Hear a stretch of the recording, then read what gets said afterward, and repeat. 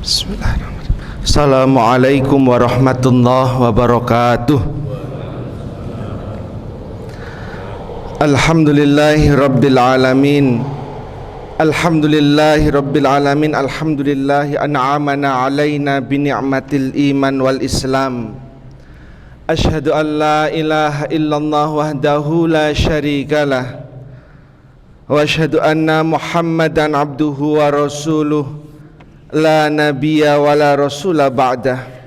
Allahumma salli ala Muhammad wa ala ali Muhammad kama qala Allah ta'ala fi kitabihil karim. A'udzu billahi minasyaitonir rajim. Bismillahirrahmanirrahim.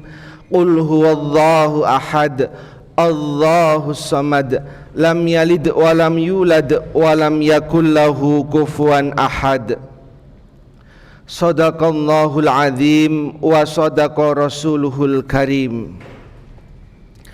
Hadirin jamaah salat subuh di Masjid Al-Aman yang semoga senantiasa dalam limpahan dan keberkahan Allah Subhanahu wa ta'ala. Pada hari ini, pagi ini, di waktu subuh ini, marilah kita selalu melafalkan rasa syukur dengan melafalkan Alhamdulillahi Rabbil Alamin.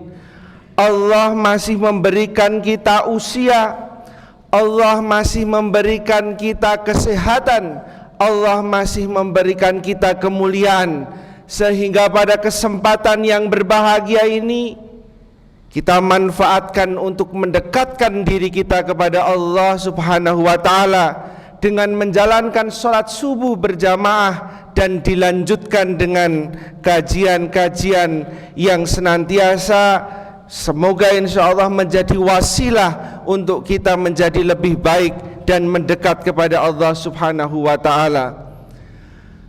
Hadirin yang dirahmati oleh Allah Subhanahu wa ta'ala, di dalam hadis yang disampaikan oleh Imam Bukhari wal Muslim di dalam ayat 1472, ketika saya membaca dan kemudian menelaah apa yang disampaikan oleh Imam Bukhari wal Muslim, kedatangan baginda Rasulullah Muhammad sallallahu alaihi wasallam itu sebagaimana seseorang yang menjaga umatnya diumpamakan ketika terjadi mati lampu, kemudian seseorang itu menyalakan lampu atau lilin dan tangannya kemudian menyalakan lilin itu. Tatkala lilin itu menyala, banyak sekali entah itu nyamuk, entah itu lalat yang kemudian ingin mendekat di bara api itu. Dan Rasulullah sallallahu alaihi wasallam sebagaimana disampaikan di dalam hadis Bukhari ini diumpamakan mencoba untuk melindungi nyamuk, lalat dan lain sebagainya itu agar tidak masuk ke dalam api, namun sebagian dari mereka tetap menerobos masuk ke dalam api. Apa kaitan itu dengan tema yang akan kita bahas pada pagi hari ini?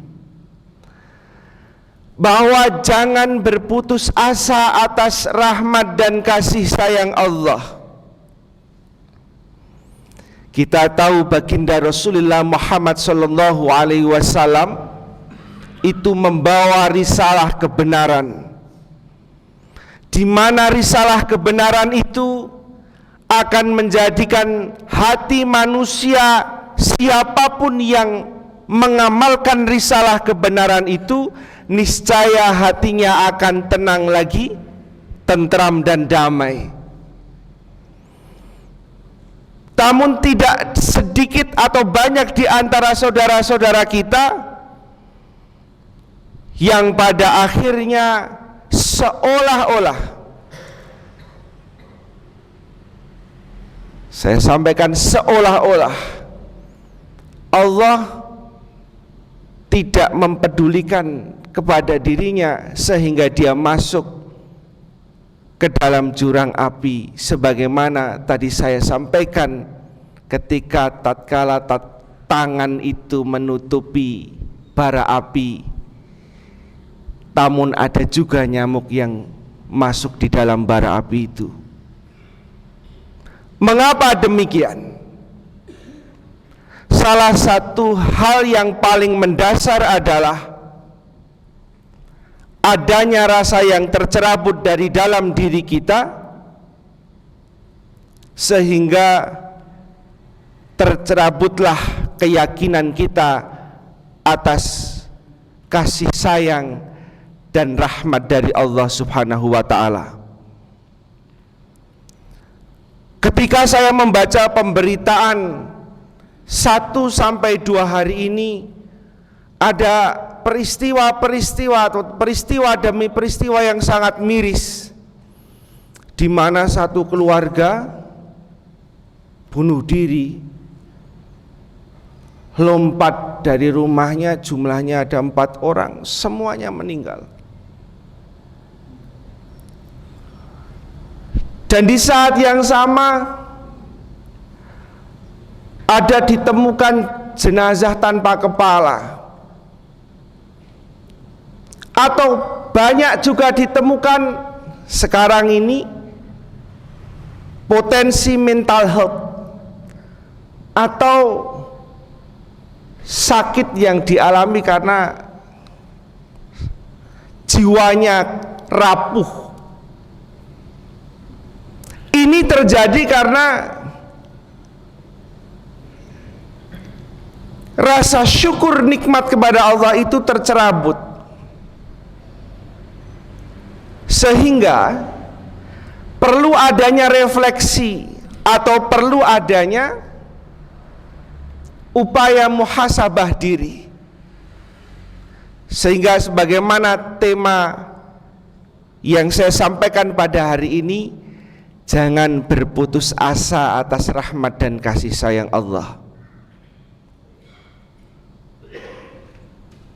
Hadirin yang dirahmati oleh Allah Subhanahu wa ta'ala, dalam metode pembelajaran yang kemudian menjadi domain bagi saya, kebetulan saya mengajar di bidang ilmu komunikasi. Setiap minggu saya mengajar sekitar 600 anak mahasiswa.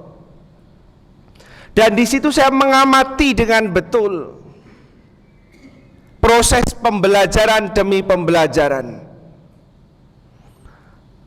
Dan tatkala saya menyampaikan satu ujian, banyak dinamika yang saya lihat. Bahkan ketika saya menyampaikan suatu materi di kelas, juga banyak hal yang saya lihat, fenomena sosial yang terjadi. Dan fenomena sosial itu salah satunya adalah uncertainty, ketidakpastian yang bermula dari kegelisahan jiwa. Tatkala kegelisahan jiwa itu masuk, maka masuklah seluruh penyakit-penyakit di luar itu yang bisa masuk di dalam tubuh kita. Hadirin yang dirahmati oleh Allah Subhanahu wa ta'ala, maka sebagai seorang muslim dilarang kita untuk kemudian berputus asa atas rahmat dan kasih sayang dari Allah Subhanahu wa ta'ala. Larangan untuk ngelokro, larangan untuk kemudian pasrah total tanpa melakukan ikhtiar apapun. Karena barang siapa berikhtiar di balik satu kesulitan, pasti ada 2 kemudahan. Hadirin yang dirahmati oleh Allah Subhanahu wa ta'ala, maka ada fenomena sosial hari ini Kalau tadi ada uncertainty di situasi yang tidak pasti hari ini, kondisi ekonomi secara nasional juga hari ini mengalami kondisi yang belum baik-baik saja, yang itu ternyata berdampak pada struktur sosial yang luar biasa besar. Bahkan ketika saya membaca atau mendengarkan beberapa statement yang disampaikan oleh baik mantan kepala daerah, ada beberapa fenomena yang kemudian dihadapi. Salah satunya adalah fenomena tentang kenakalan remaja yang sungguh sangat luar biasa hari ini. Kenakalannya sudah tidak hanya lagi kenakalan yang sifatnya sebagaimana usianya. Sebagaimana kalau kita melihat bersama apa yang disampaikan oleh mantan wali kota Surabaya waktu mau menutup lokalisasi terbesar di Surabaya. Dia menceritakan bahwa ada mucikari yang usianya 60 tahun, pelanggannya itu adalah anak SD dan SMP. Miris saya melihat kondisi yang seperti ini, dan itu membutuhkan tekad yang sangat amat kuat untuk perubahan sosial di tempat kita, dengan kita mengatakan jangan berputus asa atas rahmat dan kasih sayang Allah, meskipun kita akan dihadapkan pada berbagai macam situasi kondisi yang tidak menentu. Kondisi ekonomi yang kurang bisa berdampak pada kriminalitas. Kondisi ekonomi yang kurang bisa berdampak pada tidak merekatnya silaturahmi di antara umat-umat Nabi Muhammad SAW. Kondisi ekonomi yang kurang bisa juga menyebabkan gejala-gejala sosial lainnya seperti mental health, gangguan jiwa dan lain sebagainya, yang itu nanti akan mengarah pada keterputusasaan kita. Maka itu sebagai seorang muslim diharamkan untuk berputus asa. Hadirin yang dirahmati oleh Allah Subhanahu wa taala, maka di dalam kajian yang saya cermati ada beberapa hal yang saya lihat hari ini. Gejala sosial, kalau di tempat saya mengajar ada namanya teori penilaian sosial. Dan kalau dihubungkan dengan fenomena terjadinya hari ini, kejadian kriminal yang sangat luar biasa besar, masih sangat amat tinggi. Bahkan ketika kita melihat pemberitaan itu dari yang bunuh diri sampai yang kejadian demi kejadian yang naudzubillah terjadi, itu asal muasalnya adalah karena itu tercerabut rasa kepercayaan diri kita pada Allah Subhanahu wa taala. Ada sebagai seorang muslim seharusnya ada keyakinan di dalam diri kita, kalau dalam bahasa Inggrisnya latitude of acceptance. Seharusnya seseorang di dalam batinnya dan di dalam dirinya diisi oleh banyak nilai-nilai positif, sehingga latitude of acceptance atau sesuatu hal yang baik itu tertanam di dalam diri kita dan menjadi kebiasaan, dari kebiasaan menjadi sesuatu hal yang sifatnya baik, dan itu secara istiqomah terus menerus dilakukan. Maka hadirin yang dirahmati oleh Allah, cara agar kita selalu bersyukur dan tidak berpangku tangan dan selalu mengatakan bahwa rahmat Allah lebih besar daripada kemurkaannya, itu harus selalu kita tekankan di dalam diri kita.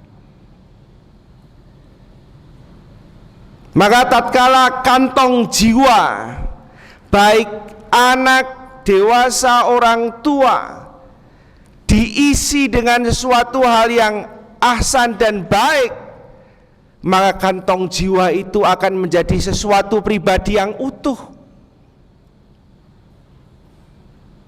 Maka rasa kesyukuran menjadi sangat utuh. Dan tatkala kita mendapatkan suatu ujian, musibah, tantangan, maka kita akan kembalikan kepada Allah dengan mengatakan, wahai Allah, sesungguhnya di balik satu kesulitan pasti ada dua kemudahan. Sehingga selalu istiqomah di dalam kehidupan kita, dari waktu ke waktu muhasabah dilakukan, dalam kemudian setelah introspeksi dilakukan tindakan pembenahan, dan kemudian kebaikan demi kebaikan akan dilakukan. Namun di saat jiwa kita, kantung jiwa kita itu diisi sesuatu hal yang sifatnya adalah pesimis. Pesimis hari ini punya anak 3 kok belum dapat kerja-kerja. Pesimis punya anak kok rodok nakal-nakal. Pesimis di kantor kok ndak naik jabatannya. Pesimis lagi. Sehingga kantong jiwa yang diisi oleh sisi negatif itu menjadikan kepribadian kita tercerabut dari rahmat dan kasih sayang Allah, dan itu berbahaya Bapak Ibu sekalian.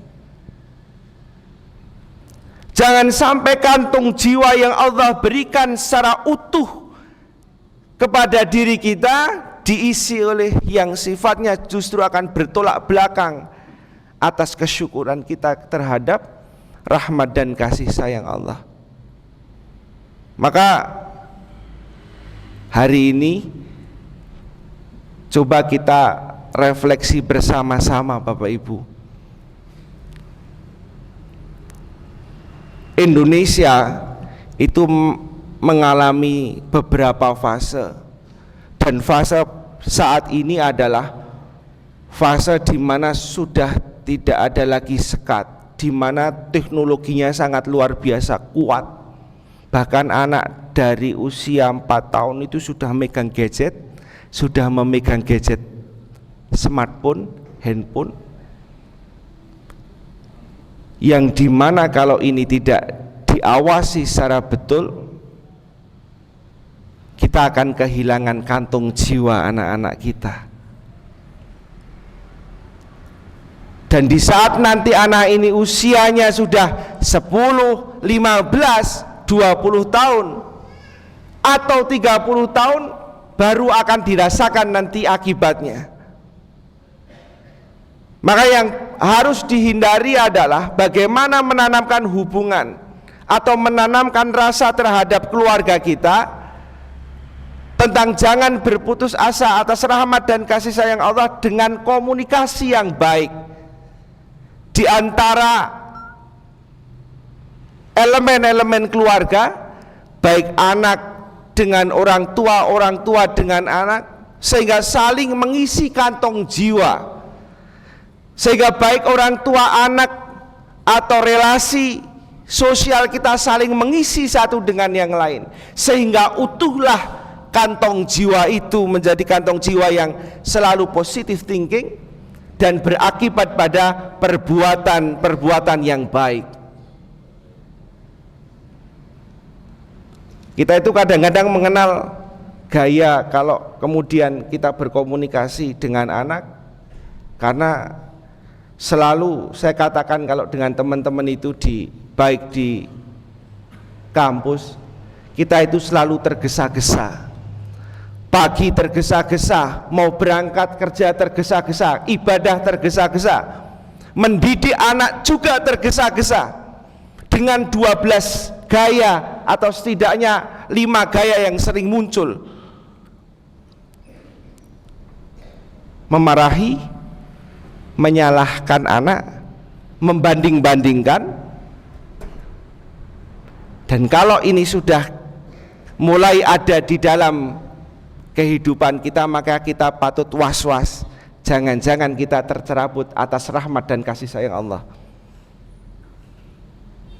Dia ranking 1 kok kamu ndak ranking 1, kamu rankingnya 24. Dimarahi terus sehingga kantong jiwa anak menjadi lemah.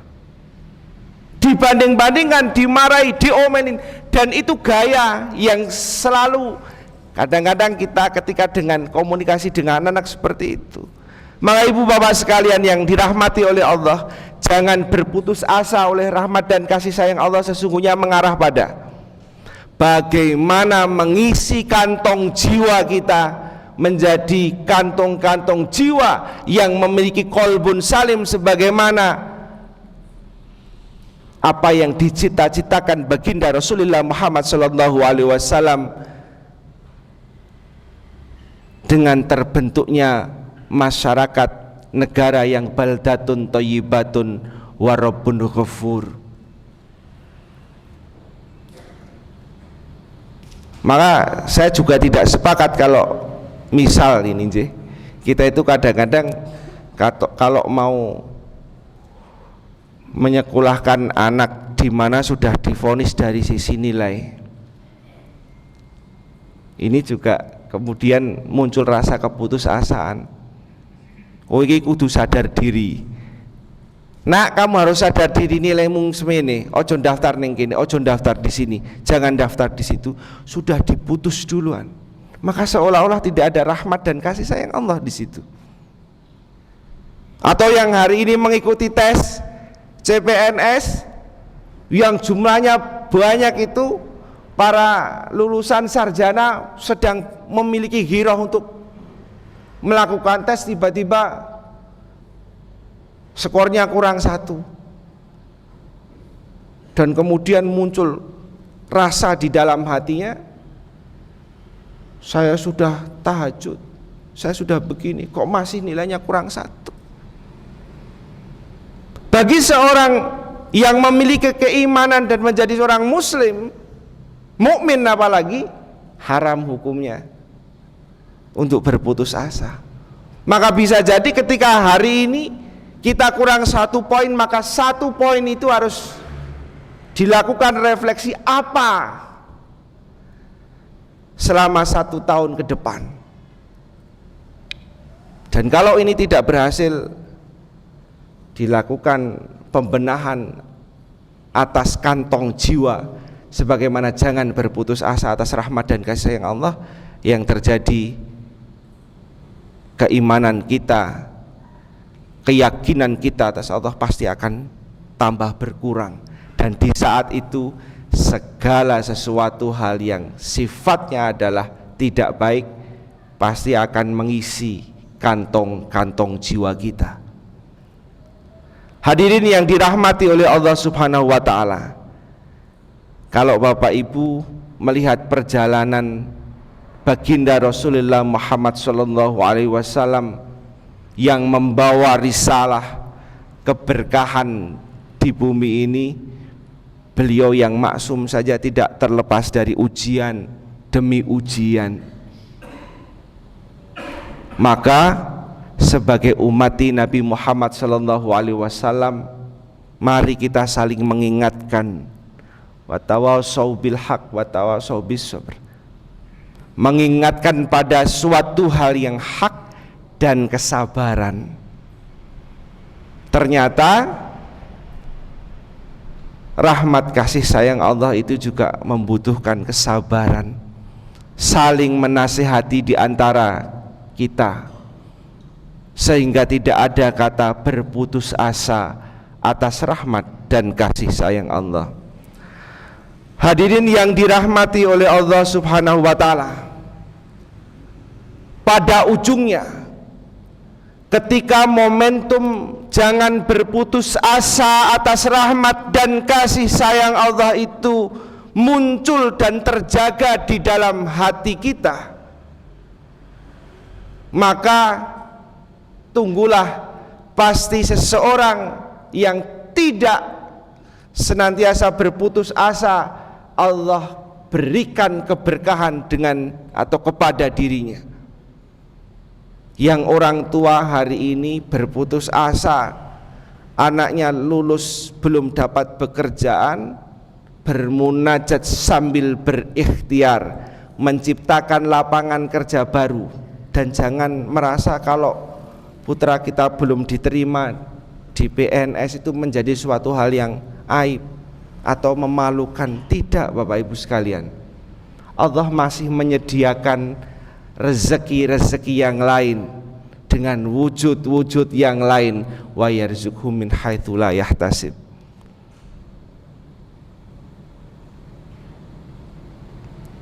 Hadirin yang dirahmati oleh Allah Subhanahu wa taala, jangan sampai suatu ketika kita menghadap ilahi Rabbi, menghadap Allah Subhanahu wa taala, kita akan merasa menjadi seseorang yang getun di belakang, menjadi seseorang yang menyesal di kemudian hari. Menyesal di kemudian hari, dan ketika kita berhadapan dengan hari di mana kita akan dimintai pertanggungjawaban, yang harusnya tangan, pikiran, hati itu menjadi satu rangkaian untuk melakukan tindakan kebaikan, ikhtiar, namun kemudian karena diuji satu hal menjadi berputus asa dan menjauh, semakin menjauh dari rahmat Allah. Disitulah saya merasa ngeri, kengerian itu terjadi. Maka jangan sampai Bapak Ibu itu terjadi. Mari kita jemput rahmat dan kasih sayang Allah dengan sholat subuh berjamaah. Setelah sholat subuh berjamaah, kita bisa saling berkomunikasi, membangun mutual understanding di antara kita. Anaknya Bapak sekolah di mana sekarang? Alhamdulillah diterima di UGM. Kok bisa diterima di UGM? Alhamdulillah selama 1 tahun anak saya kursus di sini, saya dampingi mentalnya dengan tidak menyalah-nyalahkan, dengan tidak tidak membanding-bandingkan, sehingga itu menjadi sesuatu hal pembelajaran. Oh, beliau sukses karena ini, maka saya harus juga melakukan kebaikan yang sama, yang bisa jadi itu adalah suatu wasilah atau jalan untuk menunaikan kebaikan. Ini momentum Bapak Ibu sekalian. Sholat subuh pagi ini adalah momentum menjemput keberkahan dari Allah. Kita bisa bertatap muka, komunikasi satu dengan yang lain, saling bercerita, sehingga dari cerita dan berkomunikasi melahirkan optimisme dan harapan. Kita itu sebagai makhluk sosial, sebagaimana di dalam komunikasi, kita memiliki waktu 1 kali 24 jam. Kita manfaatkan sholat maghrib berjamaah, tatkala ada sesuatu pembelajaran kita bisa sharing satu dengan yang lain. Sholat isya berjamaah juga menjadi momentum yang sama. Sehingga rugi kalau kita meninggalkan sholat berjamaah. Lagi-lagi kita menjemput rahmat dan kasih sayang Allah. Ini tempat yang sungguh mulia untuk saling kemudian bertukar fikir, berfastabiqul khairat, sehingga nanti ketika pulang berjamaah itu, kantong jiwa kita sudah mengatakan begini, oh, saya hari ini dapat pembelajaran dari tetangga saya, dari Pak itu, dari Bu ini, tentang kebaikan dan cara mendidik anak. Oh, anaknya menjadi sukses karena ini, maka saya tidak boleh melakukan hal-hal yang itu bertentangan dengan sifat pemberian rahmat dari Allah Subhanahu wa ta'ala. Hadirin yang dirahmati oleh Allah Subhanahu wa ta'ala, pada akhirnya ketika jangan berputus asa atas rahmat dan kasih sayang Allah itu ada dalam kantong jiwa kita, maka pastilah dari kantong jiwa yang kuat, Kalau Profesor Min Uno mengatakan mensana en corpore sano. Di dalam tubuh yang sehat terdapat jiwa yang kuat dan sehat. Jiwa yang kuat dan jiwa yang sehat karena dia tidak berputus asa atas rahmat dan kasih sayang dari Allah Subhanahu wa taala. Demikian Bapak Ibu sekalian yang dirahmati oleh Allah yang bisa saya sampaikan pada kesempatan pagi hari ini. Sebagai penutup, Allah mengilhamkan pada kita hati dan pikiran. Jangan hanya bergerak dengan pikiran, tapi bergeraklah dengan pikiran yang didasari hati nurani, dengan sinar cahaya atas risalah baginda Rasulullah Muhammad SAW, sehingga kita tidak akan tersesat selamanya atau lan tadillu abada. Saya akhiri, semoga kita senantiasa dalam keberkahan Allah Subhanahu wa taala, dijauhkan dari musibah dan diberikan tumpah ruah keberkahan, dan dijadikan kita semulia-mulia makhluk di hadapan Allah Subhanahu wa taala. Akhirnya mohon maaf atas segala kekurangan. Nasrun minallah wa fathun qarib wa basyiril mu'minin. Assalamualaikum warahmatullahi wabarakatuh.